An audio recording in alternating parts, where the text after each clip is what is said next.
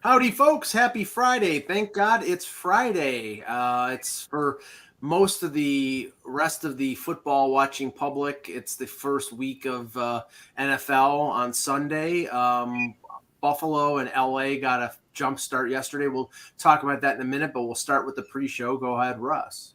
So right now, maybe today, maybe tomorrow, I forget the day, they're voting on new rules for baseball for next year. Yeah. We're all in favor of the pitch clock. We saw what could happen when we went to the Detroit game, and it was a well-pitched game. It was quick. It was like 2 hours and 20 minutes like the old days. And there's still a few pitchers in the league that can pitch a game like that. DeGrom is one of them as well, where his games are rarely 2.5 hours.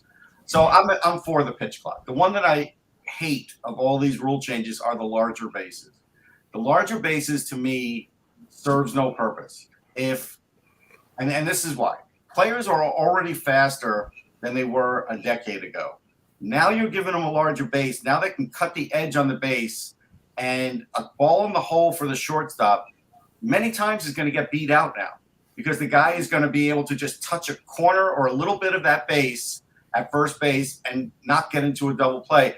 I think they're doing it to save injury, but I don't think they realize the havoc it's going to have on the entire game. Well, did they describe what, like, is it going to be a larger square, or is it a larger square? Yeah. Okay, so it's not like a double bag in softball. No. Oh, okay. Yeah, that's exactly why they're doing it, Russ, is injuries. I mean, they did a study on it, and they think that it will allow the first baseman to get a piece of the bag and leave enough bag for the so there won't be that collision. We won't have the that there's a big enough bag now that you won't have the even runner stepping off the side of the bag and going on. It's just a bigger target. So that's why they are doing it. But I see your point. I mean, if you're a lefty coming out of the box, you're going to be faster than Mickey Mantle now because you can cut the base. Yeah, you can. Although you run through first base, but it's going to make a difference going first to third. Yes. Yeah. Because already we can. There's still that play is still made often from the right field corner, now all of a sudden, how much do you? I mean, that's probably a step you cut off. By being able to do that, you can stretch your foot and catch that 3 inches. And nobody's going to miss the bag now. If you miss the bag now, like that, Well, you almost buried the lead a little bit, though. The one thing that I noticed is there's no mention of robots next year. Oh, I didn't catch that. Yeah, there was no mention of that. So whatever it is they've been talking about. I mean, I saw a story earlier in the year when I mentioned it before when Freeman was just talking about how it was going to change the game for some hitters. They were all going to have to adjust to it because the robot was going to call it the beginning of the plate, and even though everybody says that umpires call it there as well, they don't really. They call it where it lands in the catcher's glove. I just saw a quote, Kev. Former Mets GM Steve Phillips, who does work with TSN, does Blue Jays games, I think. Yeah. He said 5 to 10 years, so they're nowhere near ready. Yeah. Okay. Well, that's actually fine. But I think it would be interesting when they get those in. So. Now, I saw the report, Russ, but I didn't see all the details. Please tell me they're doing away with the ghost runner in extra innings. I mean, that's what I heard. I didn't expand the article to see that because I'm not a subscriber, so I don't know for sure. But that's what I had heard, that the ghost runner will be gone. So I'm assuming – I can't imagine they're keeping that. Yeah, I got used to it. I don't not say that I'm in favor of it, but – I find it somewhat amusing that we talk about, we're trying to cut down on the length of games, but yet we want to go back to extra innings, which, there's a lot more potential to go, much later into the night when you don't have that ghost runner. So. Yeah, I'm just pulling up the report here. Pitch clock, stepping off the mound, and other timing matters. And if you're watching the Yankees game against the Twins yesterday, one at bat took about 9 minutes because the pitcher and the hitter, one stepped out of the batter's box. It's ridiculous. But the restriction of the shifts, which I have no problem with, because I mean, what it doesn't allow for is like if you have a shift, you can have the second baseman straight with the bag. It's just you can't have him to like if it's a righty batter, you can't have the second baseman to the left of second base. Yeah. So they're limiting. You can get in the hole, you can do that, but you can't have like three guys on. The guy can't cross over to the other side. Right. I mean, it'll look like a baseball diamond should look, which is two on one side, two on the other. However, I think the key thing is, and Kirk Gibson has been talking about this as Detroit broadcasting analyst, is what are you going to do? How deep can they go? And according to what I read yesterday, unless I didn't read it correctly, they're going to have to stay on the infield now, right? They're not going to be able to go deep, which is really going in the outfield. Yeah, I mean, Gibson thought that is much bigger than. Well, it is because it's funny in softball. In some leagues, you can't play a shift in the outfield. Like you're not allowed. The infielder can't leave the edge of the grass. Like you're just not allowed to. And it was becoming a little bit like softball. So I think in a way, it's good that they can't do that because really no second baseman should be out in the outfield. They really shouldn't. Yeah, well, and that's certainly where they play. Yeah. But he felt if they just were going to go 2-2, that we were going to see the second baseman play rover. That was not how it was just going to be. He was just going to stand and play short right field, and to give him a better angle to take away some of those, base hits that were going out there. So, it sounds like they've got this down for the shift, and I look forward to that. I like to see more, traditional base hits instead of hitting into the shift. So, no, I agree. Just to touch on the game last night. Now I have to say, I did this on purpose. I did not watch 1 minute of all the pregame stuff. I was watching the Yankees game until like 8:25 and then turned the game on. And even at that point, they were still singing the national anthem. Not that I'm not patriotic, but it's just, God, is it the lead up to these things, especially the lead up to the Super Bowl and the lead up to the opener of the game are just so over dramatic and everything. And I get it. It's the pomp and circumstance. And then they had Ozzy Osbourne during halftime, and I didn't watch that either. I went back to the baseball game, but somebody told me that they didn't even carry it, Russ, that they cut away from it, that he was in the background while Tirico or the half people. That's true. They did. You saw the beginning of him, and then they cut to the football. Yeah. Wow. So, but as for the game, I'll just tell you this. I shared this yesterday or on Wednesday when it came to the feelings in Buffalo. It was 10-10 at the half. The Bills, I think, fairly dominated the first half of that game, but they were tied. And the general context of the discussions I was having with friends who were in and out of Buffalo is, typical Bills, they're going to blow this game. They should be winning by 2 touchdowns, and they're tied. And then in the second half, they open up a can of whoop ass on the Rams and won 31-10. But Russ, I mean, from the non-Bills perspective, that specter of doom continues until they win. I mean, it shouldn't continue. They're going to win at least 10 games. But no, we're talking about winning the Super Bowl. We're talking about winning. I know, but it's a long way to the Super Bowl. Like, you can't – look, Josh Allen could get hurt, and then fine. You want to bitch about it, fine. But, I mean, it's a long way to the Super Bowl. I think a bigger thing was the Kabuki Theater that McVay was pulling off with Matt Stafford post-surgery. His arm is nowhere near ready. He had no arm strength. He couldn't throw anything – over 30 yards. Yeah, but I think that's pretty clear. I don't know that they've hidden that. I think they definitely toned it down because, like, when they were interviewing him about it, at first he was like, "Oh, it's a little strained." They rested him a little bit in camp, and then they sort of went on with things. Melissa Stark talked about it during the game that he was approaching his offseason workout like a baseball pitcher who essentially had Tommy John or something like that. I mean, I would dispute that just because I only say that because, I follow Matthew Stafford because, he was the Lions quarterback. And I read a story yesterday is where the headline was, is Matthew Stafford really ready to throw the football? I wouldn't have played him then. Like, and the whole crux of the story was essentially that, it was going to take him time to get, back in shape. But it was a good football game for a half, even though I agree with Mike that Buffalo, they should have been, 2 touchdowns up even in the first half because they just played better. Because in the one interception that Josh Allen threw in the first half, it just went in and out of the guy's hands. It was really kind of remarkable. Between both the quarterbacks, they were both very good in the first half, and then the second half kind of fell apart. But I understand what Mike's saying about. I mean, I obviously live in Detroit. Yeah. You have a better case with Detroit. Yeah, yeah, for sure. But the Bills fans have gotten closer. So and they're just more intense about it.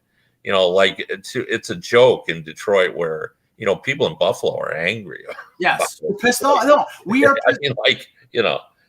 us, it's a joke. Yeah. First of all, if they had won Super Bowl 25 against the Giants, they probably would not have made the Super Bowl the next 3 years. They used the angst of losing that game to fuel them to get to 3 more Super Bowls. But here, like everywhere else around the country, around the world, they think that the accomplishment of making 4 straight Super Bowls is something to be lauded and proud of. And it is, but the fact that they lost 4 times is something that people here can't get over. It's on the level of Boston Red Sox, Chicago Cubs. Yeah, they won. Eventually, this team will win, whether it's this team with Josh Allen or this team with another quarterback. They're close. It's like I always say, in most of these leagues, almost every team will win. It's just a matter of if you're alive when they do it. That's really what it is. Because I don't expect in any of these major leagues, not soccer, not when there's all these. In these 32 team leagues, if they eventually go to 35 or something, I might change my mind. I do believe most of these teams will win at some point in their existence. I do. And it started to happen with the Red Sox. I remember making up dates with the Cubs. I was getting close because it just, at some point, it just happens. And I think it will happen for the Bills too. Yeah. And maybe I'll be dead then. And I'll be happy if that's when it happens. Well, Russ, Leaf fans, Sabre fans, and Bills fans hope that you're right, but they all think you're wrong. No, but I just said maybe I'll be dead when it happens.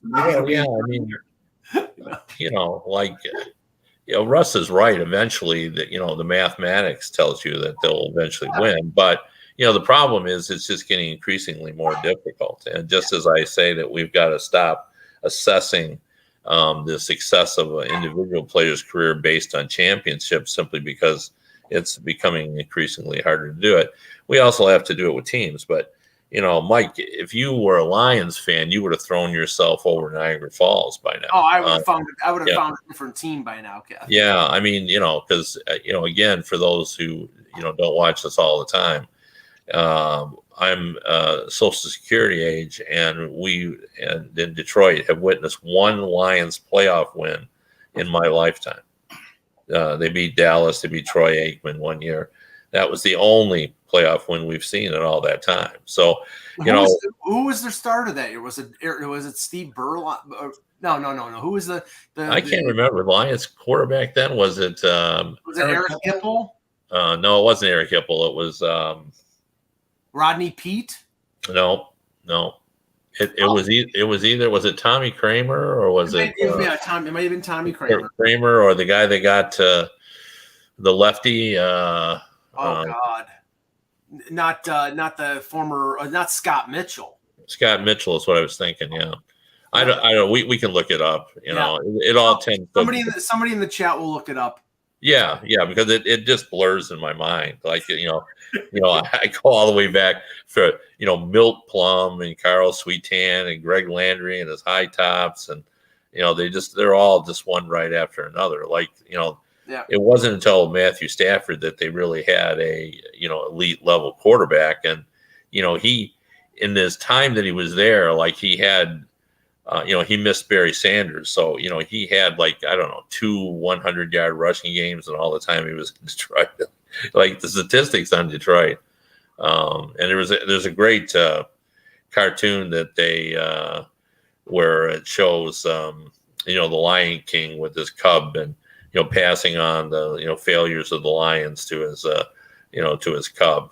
That's the circle of life here in Detroit. So Well, one thing I'll say, Kev, there's been a lot of talk because in Philly they're playing the Lions' first game, and obviously on paper the Eagles are a better team. I'm not sold on Jalen Hurts though, so I do think if the Lions get a pass rush on him and they can contain his running, he's not a great passer, and I think there is a chance the Lions could win that game, but they have to have a pass rush. He's a poor man's Lamar Jackson, is what he is. Yeah, and they may end up. They obviously drafted a pass rusher in Hutchinson. Yeah, so it will be interesting to see their defense. Their defense still looks weak to me. Their offense could be pretty good, but we'll see. I like Jared Goff better than most Lions fans do. I mean, I don't think he's all world, but he has. And you look at his history; he has a lot of 300-yard games. He does. It's weird though. In rankings, someone said he was like 28th or something. I'm like, and they rated the quarterbacks. I can't remember who did it, but it was like the NHL Network rated the goalies and stuff as well. And he's way down the list. A lot of people just don't like Jared Goff as a quarterback. He doesn't have a power arm, but he's accurate. Like like I said, I think he's a legitimate. Like I would take him over Baker Mayfield. Yeah, to me, Baker Mayfield. It's a stretch for him to get 250 yards passing. Like Absolutely. That's, so I would take a guy that at least has 300-yard potential. But let's talk hockey. Let's go. I'll be curious to see what Mayfield does in Carolina. But okay, hello hockey world. Today is Friday, September 9th, 2022. I'm Russ Cohen from Sportsology. Kevin Allen, Hockey Buzz. And I'm Michael Agello, and the Titanic over my shoulder is not symbolic of my life. And this is the HockeyBuzzcast here on HockeyBuzz.com, although Russ is shaking his head like maybe it is.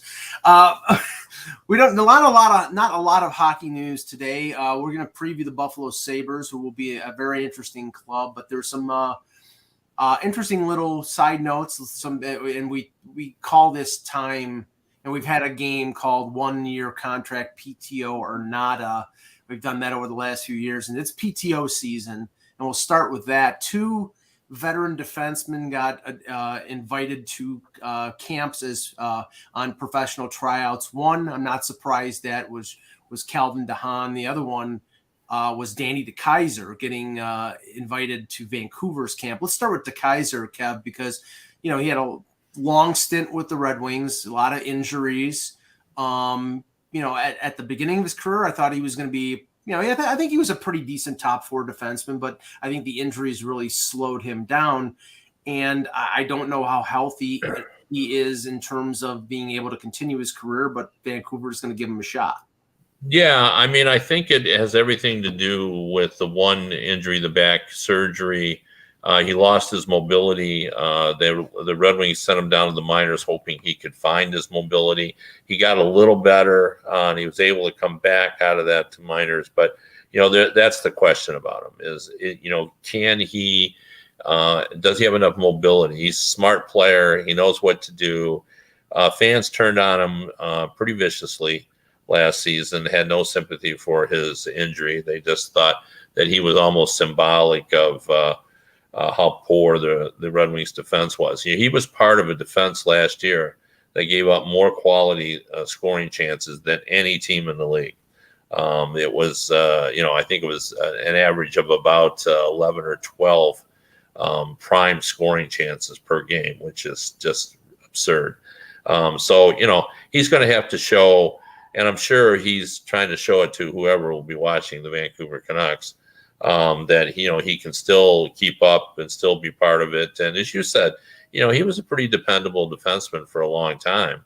He was 10 years in Detroit, so it's only been the last 2 or 3 when he had after the back surgery that have been the issues for him. So I suppose depending on how it's been going this off season in terms of his workouts, who knows? I think he felt there was a chance he could regain some of that lost mobility.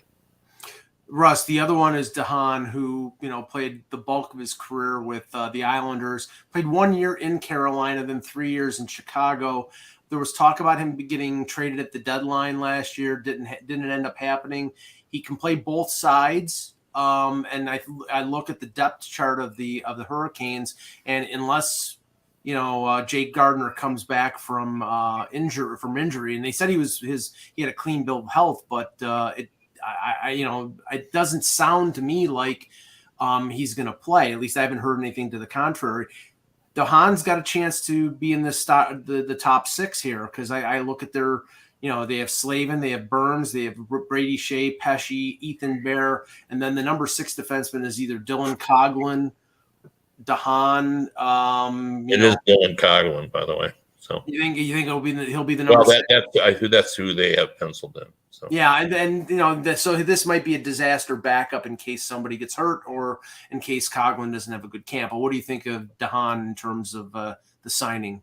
I think if he comes in, what was it, his back? That was his issue. If he comes in strong, the shoulder.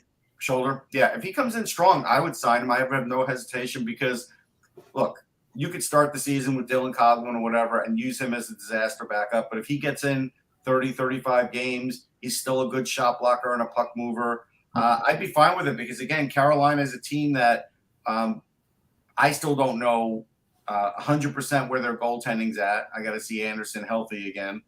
But they're a team that has designs on going very far, and that would just add to the depth, so it would just make sense.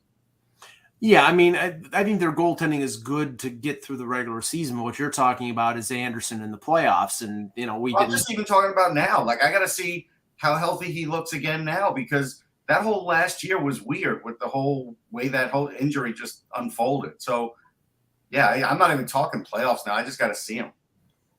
The interesting thing here, Kev, if you look at the PTOs, a lot of the times over the last few years, the PTOs were players who, if you brought them in and they had a good camp, they would make the NHL roster. I'm looking at the list, and there's about 16, 17 players that have been signed to PTOs. And most of them seem to be guys who, if they get signed, they'll play in the American Hockey League and are going to be like third goaltenders like Dylan Ferguson or 13th forwards like Tyler Pitlick. I don't know if Eric Stahl is going to take over for Joe Thornton as the emeritus position in Florida, but most of them seem to be like sort of borderline players and not guys who are guaranteed to get in the NHL lineup. Yeah, I mean, and PTOs, every year I kind of explain all this.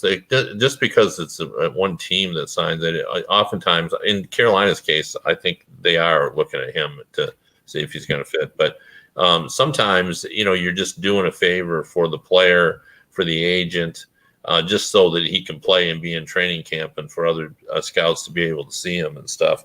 But in those cases that you're talking about, they are looking for depth that they can put, in their minor league system to call up if things go wrong, that sort of thing. So, and then, that brings up another point too, which we've seen more this season of the high minor league salaries to get players to, come to the organization and accept, going down to the minors. I just saw San Jose Sharks signed Svechnikov, Evgeny Svechnikov, and his minor league salary is over $300,000 because they want to make their AHL team better, and giving him a two-way contract, maybe he'd want to go to Europe, but by guaranteeing him at least 300 some thousand, maybe they can convince him to go to the AHL, and they did.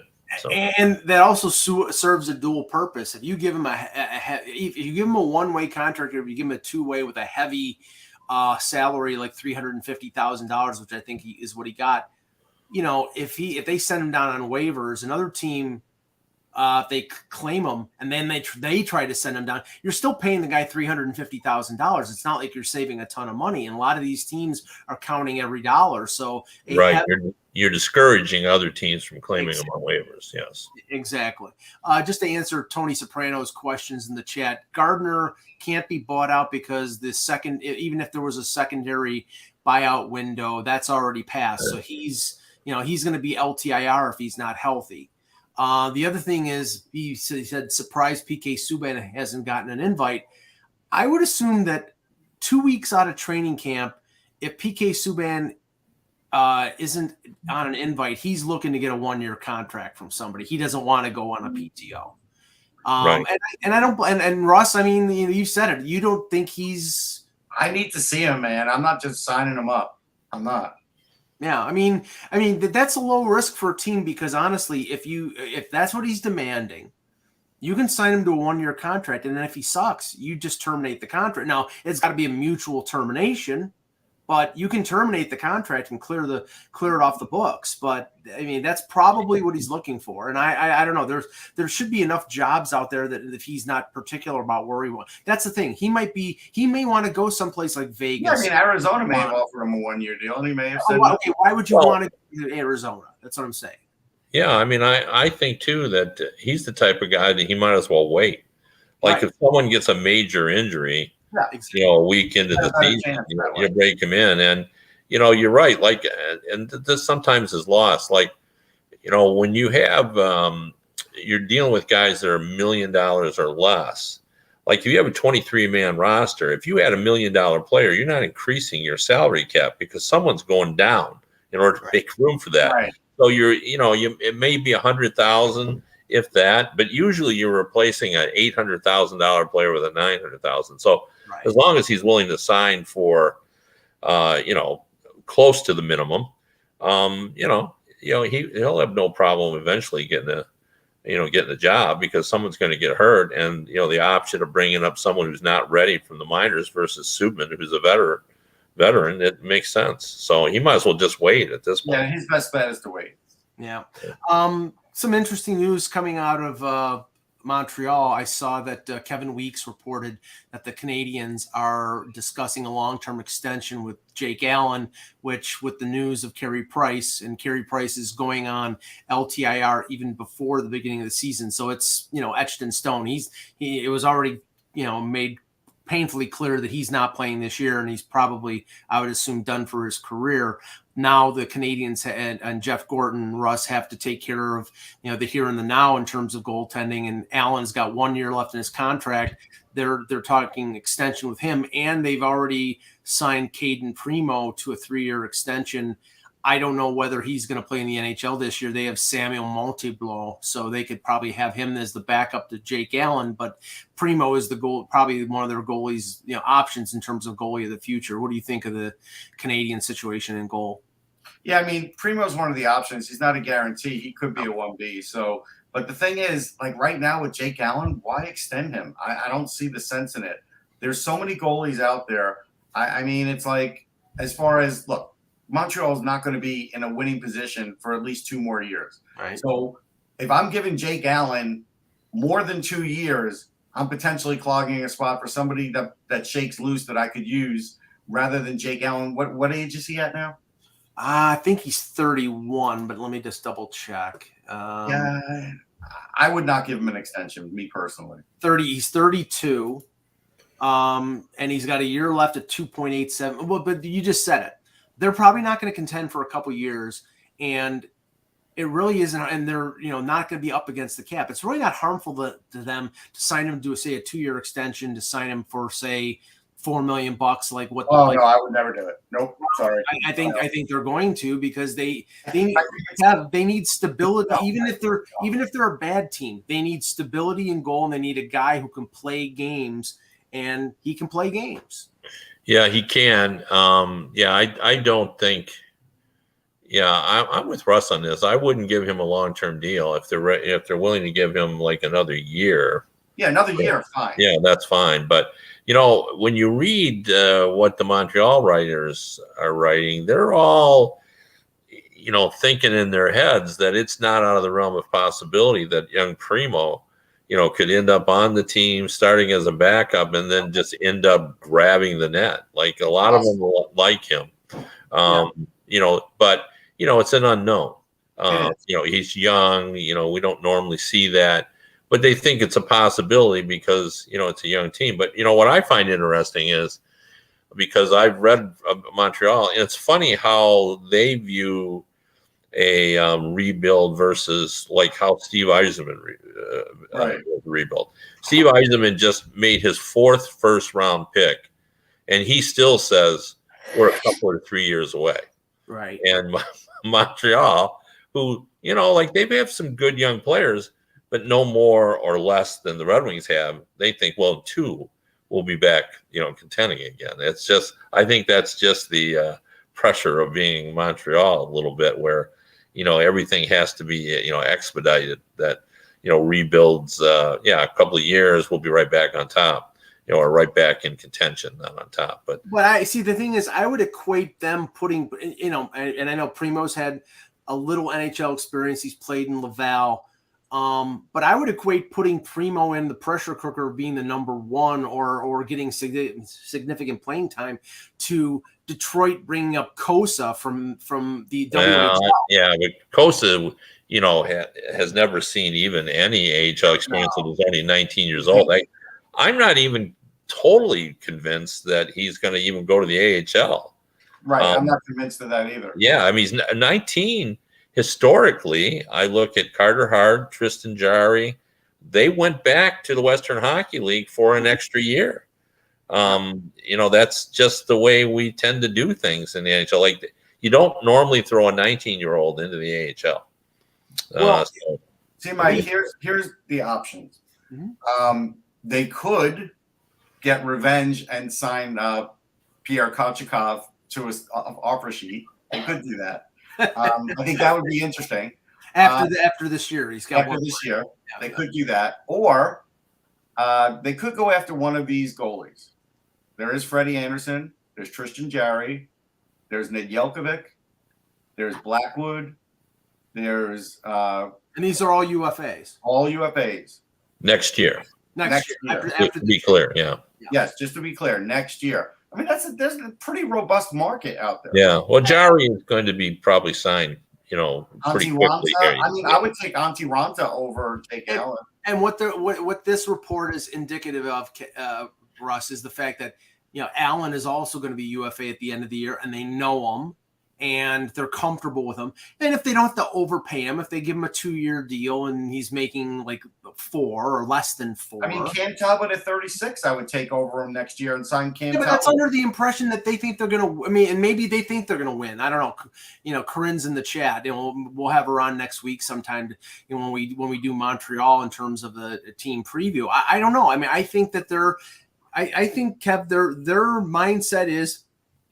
They're in development. They want, they obviously want Slavkovsky to thrive. They want to build on the good second half that Caulfield had, but they don't expect. I don't think they expect to make the playoffs. I don't think they expect to contend to make the playoffs.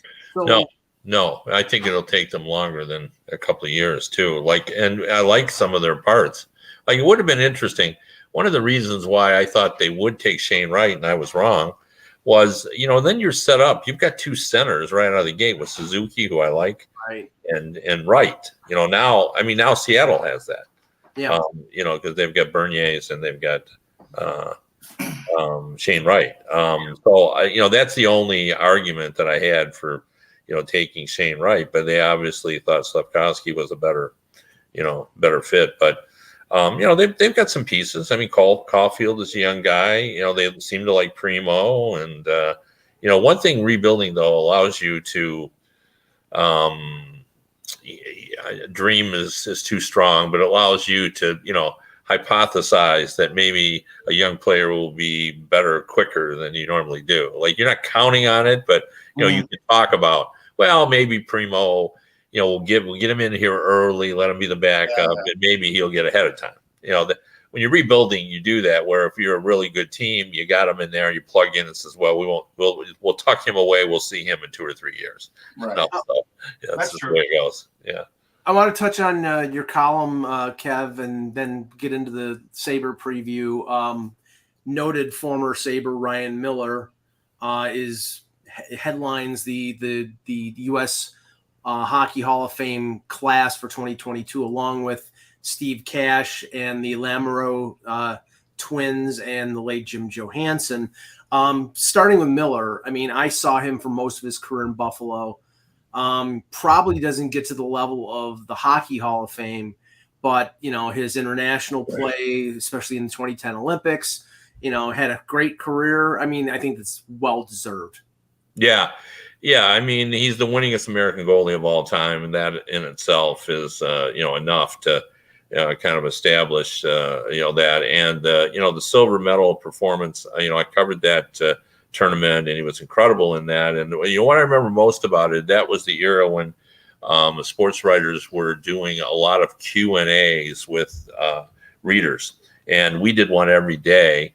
And the number one question every day of the Olympics was, where does Ryan Miller play during the hockey season? Mm-hmm. And it really brought home the idea that, our game, despite the fact that it has grown exponentially since we started covering it, is still a blip on the national radar. People really did not know. Like, they saw him as playing for USA, but they weren't hockey fans. They weren't NHL fans, so they didn't know, like, where does he play? And you'd say Buffalo, and they didn't even know what the Buffalo had a team. It was that type of thing. So he did sort of labor in obscurity a little bit, at least in terms of the non-hockey sports world, in terms of people not recognize, because even if you're not a hockey fan, you may know Sidney Crosby and Connor McDavid, and just like you used to know Wayne Gretzky was the best player. So I mean, he really was. He was going to be a first ballot guy for sure. In full disclosure, I'm on that committee, so I do vote on it. So I can't talk about it too much, but he was a guy that going into that meeting, everybody knew that he was going to be on that, and he did a lot for the growth of hockey, because there were a lot of, you look now at all the young goalies that are coming up for America. Well, I think he helped create those goalies. Demko, definitely. Yeah, I could speak about the Lamoureux sisters. I've interviewed them more than a few times. Great athletes, part of all those terrific U.S. teams. They also, when Comcast signed them, that was a smart move, because they saw that those two were two of the players, sort of like Hillary Knight, and spearheading that next generation of female hockey fans. And they, Comcast was smart to jump on that, because the Lamoureux really did a lot to do that, and they're just great athletes. They have a lot of medals to their, too many silvers, I'm sure, but they have a fair day of some golds too. And so that was nice to see them in there too. I enjoyed it. And the one Jim Johansson story I have is when the U.S. won maybe it was in Montreal, I rode the elevator down, and at that time, Jimmy Johansson was in there with some other of the brass, and that's when he pumped up his fist like, hey, we won. He wasn't going to do it at the Bell Center, out where people could see him, but he did it in the elevator, and I appreciated it. It was like, I could tell what it meant to win a gold medal against the Canadian team in the World Juniors. Yeah, I will say this about Jimmy Johansson. I knew him well. He was my source for USA hockey information. I talked to him always about things. I used him to evaluate American talent for me. And I will say, in all the years I've known him, he was never wrong about any American player in terms of their potential. I would always ask when these players were 17 or 18, and, he had played, he'd been a 2-time Olympian. He never made the NHL, but he scored a lot of goals in the AHL. He was he would have been an incredible hockey scout, because I'm not exaggerating. He was right on in every player. He would say, yeah, he'll make it, or he won't make it, or he's going to be a star. His evaluations were always great and very well respected worldwide. People would bring him in to lecture on the American development system and model. Like, he would end up in Finland talking to them, and Sweden, and everybody knew who he was. Very respected in the NHL as well. So this is well deserved. We lost him too young. He died in 2018 of heart disease, died suddenly. And the Lamoureux twins, one thing I'd like to remind people is, they fought the good fight to raise the level of pay for women, female hockey players. They were in the center of all that. So in addition to being a great players, they fought for the women's rights. And Cash was a sled hockey goalie, Paralympian, 3-time gold medal winner, 5-time world championship. His nickname given to him by his teammates was Money, because he gave up only 3 goals in 15 games in the Paralympics. That's really remarkable. Really remarkable. Cash Money. A couple of notes from your column here. One of a really sad note: Josh Hosang, who played really well for the Toronto Marlies, the American Hockey League last year. There was a lot of talk early on of him potentially earning an NHL deal with the Leafs. He decided to go to the KHL and play for UFA. And as you noted, Kev, in his first game, he suffered a serious knee injury, and now he'll be out, you said 1 to 4 months. That's because I don't know if he'll ever get back to the point where he's going to get back to the NHL, but this is a setback for him. Well, it is. 2 things about that. I was surprised. I got that out of Russian newspaper or website, and he had a surgery done over there, which surprised me. Yeah, that surprised me, but maybe that he doesn't have great coverage, and maybe that's the only way. Yeah, I guess that's what I would guess, because I would have, most players, like if they had had made decent money or had decent coverage, would have just gone back overseas. They've gone back home, and then gone back home, called it a season, and that would be it. So or just rehabbed over here, because everyone who covers hockey knows that teams don't want you around. Right. Like, it's hard to explain that to people, but they don't. Right. They would prefer you not be there when you're hurt. And the second thing that I found was the prognosis, 1 to 4 months. Like that's the range. Like, we don't have a better. That's the translation from the Russian paper, Well, that's the way they, over here we have more definitive for injuries. We kind of know. Theirs seems to have a lot. The Russians seem to be more like, well, we're not sure. So all I can tell you is there's no way in hell my mother would let my knee get operated in Russia. Even at her age, and at like 88 years old, she would be, no, you're coming back home. You're getting it done here. There's no way she would let me do it. Here's an interest, because the other note I want to talk about, which was Leaf related as well, which was Rodion Amirov. Russ, when he was diagnosed with the brain tumor, he didn't have the medical treatment done in Russia. He went to Germany and had finished the chemotherapy in Russia, but most of the work was done in Germany. And this was pre-Russia-Ukraine war. So, maybe that has affected a few things. But as Kevin pointed out, he is back with the KHL club. The reports are that he's traveling with them, and that he may be back as soon as November. Let me just say this. I pray, I hope that that's the case. I hope he resumes his career. I hope he fulfills his potential, because before the tumor, he was slated to probably be somebody in the mix for the Leafs in the next 2 or 3 years. If it happens, it's miraculous. So I'm hoping it's the case. Am I right to be skeptical? I think I am, but I really hope that it does happen. I think we all do. Yeah, no, we all do. I mean, and a really good talent, and even if he can get back 75-80% of his talent, he'd still be a pretty good player.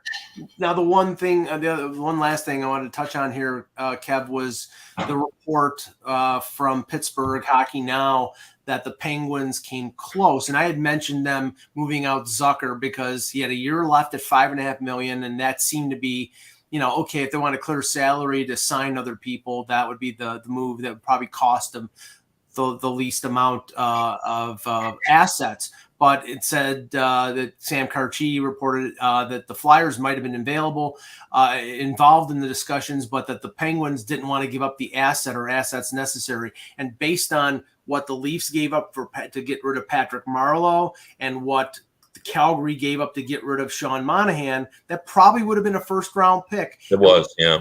Yeah, we do know report it was a first-round pick. Yeah, and we do know that Ron Hextall wants to rebuild that team, and he can't do it without first-round picks. So, well, it's not in his nature to give first-round picks up. That was an issue when he was he is a guy that believes strongly in building through the draft, and he just couldn't do it. He was looking to, get that deal done by giving up other pieces, and it couldn't get done. So, okay. For our team previews, the Buffalo Sabres are the team today, and they were 32, 39, and 11 last year, 5th place in the Atlantic Division, but it was definitely a tale of two seasons in terms of the Sabres. They were one of the worst teams in the league in the first half and were pretty good in the second half, and it was mostly based on the sort of advent of their young players. And really, they followed that blueprint this offseason, Kev, because they did not bring back veteran guys like Colin Miller and Cody Eakin and Pizik and Will Butcher. They didn't really add a lot in free agency. They brought in Eric Comrie as a tandem partner for Craig Anderson. They added Ilya Lyubushkin on the blue line. But really what they're doing is they're saying our kids are going to be the ones that are going to improve us. So we're going to play them. We're going to give them the opportunity. We're going to have them learn under Don Granato and see where things go. Yeah, and I think Don Granato is key. Like, I think when they're assessing their team, they're counting on Don Granato being a good teacher, which he is. And, I like their collection. I really think Quinn is a player.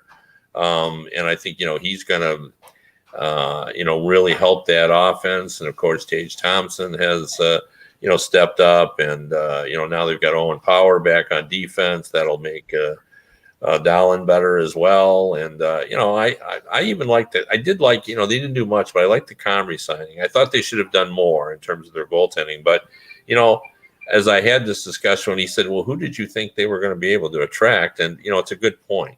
There weren't guys out there that were saying, get me to Buffalo. So I think maybe they did the best they could there. Maybe they really didn't have any options, but I think it's going to be tough this season. A lot of teams around them, the Senators, the Red Wings, got better, so they could fall back a little bit, but I like their young players. I think Kevin Adams, I know when he first got the job, I said, I just think it's too early. Like, maybe he will be a good GM, but I just think it's too bad he couldn't study under a guy for a while. But he's done a reasonable job, made some mistakes. I think we've all looked at some trades and thought he needed to do better on that trade. But I think for the most part, he's got this team at least pointed in the right direction. Yeah. Now, Russ, you went to the showcase this week and talked to Owen Power, talked to Quinn. Owen Power and Quinn. I spoke to Power. I didn't get to speak to Quinn. Yeah. Right. I mean, Power, I don't know if they're going to pair him with Dahlin or they're going to put him on a separate pairing. They're both lefty shot defensemen. They're going to put Samuelson with Dahlin. They already started to play together last year. I've heard that they really do like each other, and it really does bring out Dahlin's offense. Right? That's which would lead me to believe they're going to play Power with Lyubushkin. Lyubushkin is a right-hand, physical, defensive-minded defenseman who would allow Power to take more offensive chances. He would protect him a little bit because he's a physical guy. He played really well in Toronto last year. I think the guy, I think Quinn could make a splash. But the guy that everybody seems to be excited about in Buffalo is J.J. Peterka, who had a great year with Rochester last year. He led the Amherst in scoring. Quinn was a few points behind. They think a lot of Peterka, and they think he's going to make the team this year. Yeah, I think Peterka will make it this year too. I was having some discussions when I was at the event with one of the Buffalo writers. My feeling is, honestly, Jack Quinn is really a top 6 built guy. And if you put him on a third line, sure, you'll get some point production out of him, but he is better off being on the top 6, where Peterka, you could put him on a third line and he could sort of drive the bus and make things happen. Quinn is not yet that type of player. Not sure what they're going to do with that. That may be the way I would handle it, though, and have Quinn with veterans and see if the offense comes out early like it should. That's sort of because the skating's there, all that other's there. The big and the goaltending, I don't think they could have done anything different. They can always bring up Pekka Luukkonen if he's ripping it up in the A. Like, they have options that way. Devin Levi could sign after the season and possibly play a little bit this year. Who knows? But the issue that I still have is Dylan Cousins. Me personally, I'm close to abandoning him being a center. So like last season, as an example, with Granato, 38% defensive zone starts. Like at that point, once you start getting into the 30s, they're protecting him. Yeah, that's no confidence. Like there's 61% in the offensive zones. That's a lack of confidence. And at some point, and I never thought he should be thrown into center at a young age. I thought it was a bad idea. They're continuing the bad idea. He would be better off playing the wing. He really just would. He's got such a hard shot. Let him work off the wall and let him really use that shot. I think he's thinking too much playing center, and I just don't think he can do it right now. Well, at this point, I think that what they're saying is, since they're still in the early stages of the rebuild, I think they're going to explore this year whether he can play up the middle. And if they can, I mean, the fallback is Peyton Krebs is the number 2 and Tage Thompson is their number 1. Maybe Gergensons is their number 3. But I think they're going to give Cousins as many looks as they can before they make a final determination of whether he can play center. I mean, he's played 120 games, I guess. But it hasn't been all. He's still only 21 though, Russ. I know. And all those games haven't been at center. He's played some wing. No, I know, and I just think he's a winger. Like that's really my issue here. I think things are pointing to the fact that he is a winger. With Krebs, yes, you could play Krebs at center. He's not quite there physically yet where you're going to be able to take advantage of all of his offensive ability if he's playing center. But if you have to do it, you have to do it. That's fine. At least he's 21, and I think he can handle it. You just won't get like a 20-goal guy out of Krebs just yet, but he has that ability. Yeah, they're enticed by the physical package of Cousins playing up the middle along with Thompson and that 1-2 punch. I just don't know up the middle whether his offense will generate. He hasn't so far. He's a little below a half a point a game. Like that's for the type of player he is supposed to be. That's not cutting it yet. But otherwise, I think their defense is good. I like Bryson. Obviously, I like Samuelson. I get a lot of inside information on Samuelson too, so that helps. But I think they are in a pretty good position where they're not going to be in the playoff race, but they could be like not eliminated for a very long time this year, and that would be, I think, a rallying point for them. Yep. I can see that happening because they do play well under Granato. But at some point, when the goaltending really does, yes, Alex Tuch has been great for them too, no question. When I think they do finally settle the goaltending situation in a year or two, I think that's when they'll be contenders. And I think all those other things, most of them will work themselves out. Middlestat may be the one thing where, hey, that's a 50-50 whether it works out or not. Like that's the one that's sort of up in the air for that. But everything else seems to be going good. Even Okposo, look, they've totally revamped his career. So and I think they probably extend him because he's a leader on this team. So okay, and I'd say 6th or 7th place in the Atlantic. I think that's. Yeah, and I do want to just again caution the chat room because like Random Canuck says trading Cousins would be a mistake. I'm not suggesting trading him. I'm suggesting playing him on the wing so I could start to see his scoring. That's what I'm suggesting. Okay, good job, guys. We'll be back on Monday with another edition of the Hockey Buzzcast. For Kevin Allen, for Russ Cohen, I'm Michael Agello. Thank you for watching. And remember, without the buzz, it's just hockey.